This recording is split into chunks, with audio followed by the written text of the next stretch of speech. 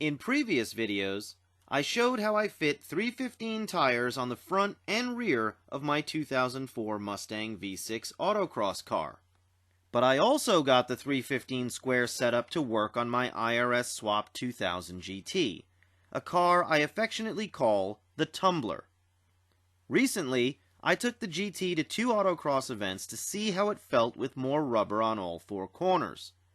Being a V8 convertible means the weight balance isn't as good as my V6 coupe, and the chassis isn't as stiff.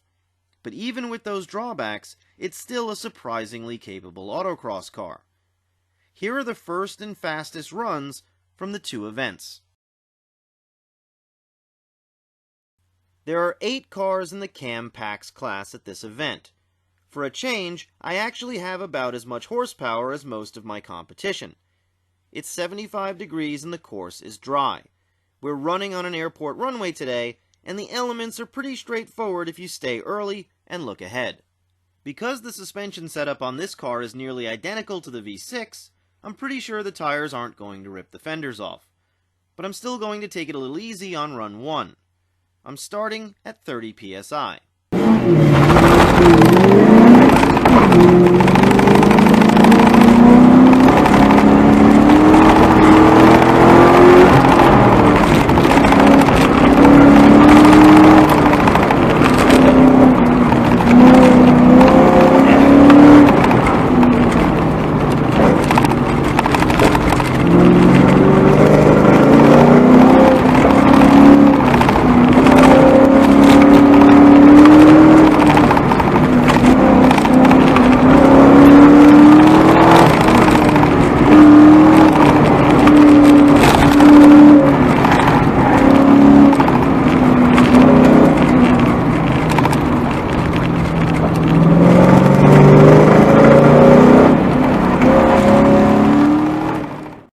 49.708 plus 1. The bad news is I hit a cone. The good news is the tires didn't rub and the car felt really good. You can definitely feel the weight of the V8 over the V6, and it takes a little more effort to get the car to turn. But all in all, the car did everything I asked it to do. So that tells me I should ask it to do more.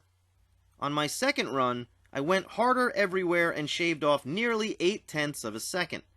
I was still getting used to how the GT reacted with the new tires, but I wanted to keep pushing. My third run ended up being my fastest. I stayed at 27 psi and tried to get a little more in the sweepers at the top and bottom of the course.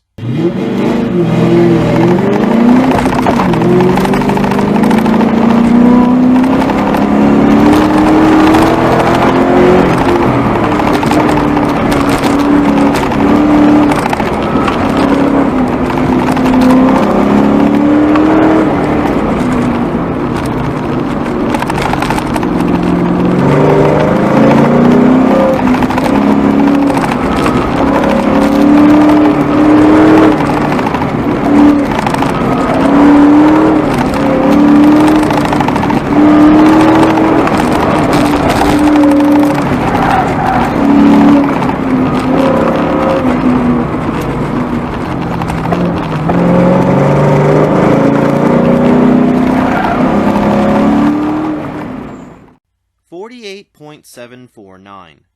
0.2 faster. Not a huge improvement, but I'll take it, especially since I slowed down on my final run. I really wanted to get faster on that last run, but I was happy with how the GT felt, and I was happy with the results. First place, but there's an asterisk. The 1998 Coyote-powered IRS-swapped GT in second coned away the win. So while I'm glad I got the victory, I know I need to get faster to catch that driver when he's clean. And there's no better way to get faster than more seat time, so I decided to bring the GT to the next event. There are 9 cars in the CAM PAX class at this event. Among them, the Corvette and Bullet that beat me earlier in the season. It's 80 degrees and sunny, and the course is dry and grippy. It's also on a racetrack. Tough and technical, and nearly a mile long, This is the perfect test of the benefits of running 315s front and rear. I set the pressures to 27 psi and went hard at it on run 1.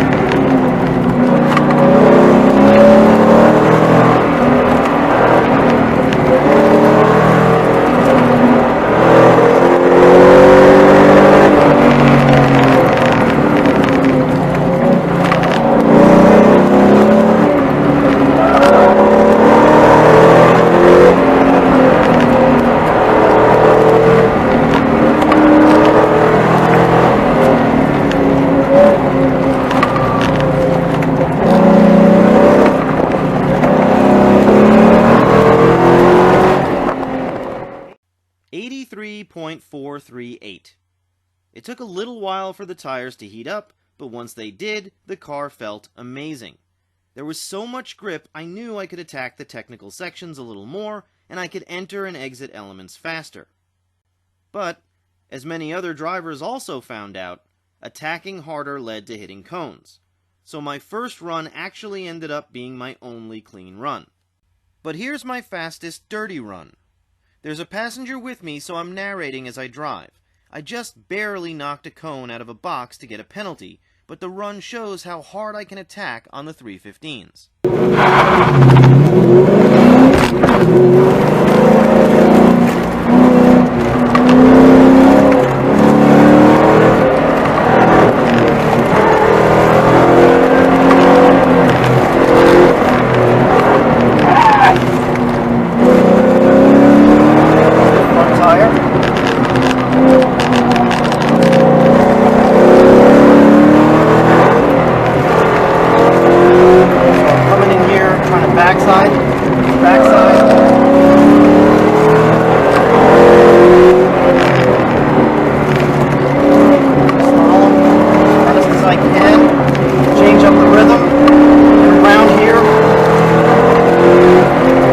Gotta get in, out fast.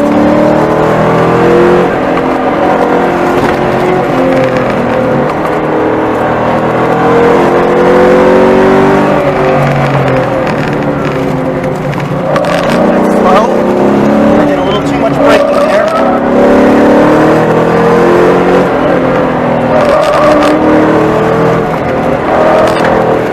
So I'm trying as hard as I can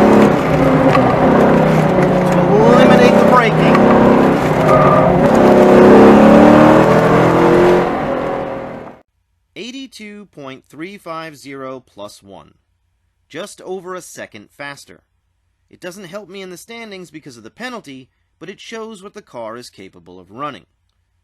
But was my one clean run good enough to get revenge on the drivers that had beaten me earlier this season? Second place. I got spanked by the 2014 Mustang GT, but I did beat the Corvette and the Bullet, and I finished ahead of a GT 350R. All in all, not a bad couple of events. I've done 5 autocrosses with the 315s on my cars, and here are my impressions. The 315 tires provide a ridiculous amount of grip front and rear, and they work well with the added power of the GT. Most importantly, they raise the level of front-end grip, which can be affected by the additional 200 pounds of the V8 engine. I felt comfortable going harder into elements and around sweepers, knowing I wasn't going to understeer.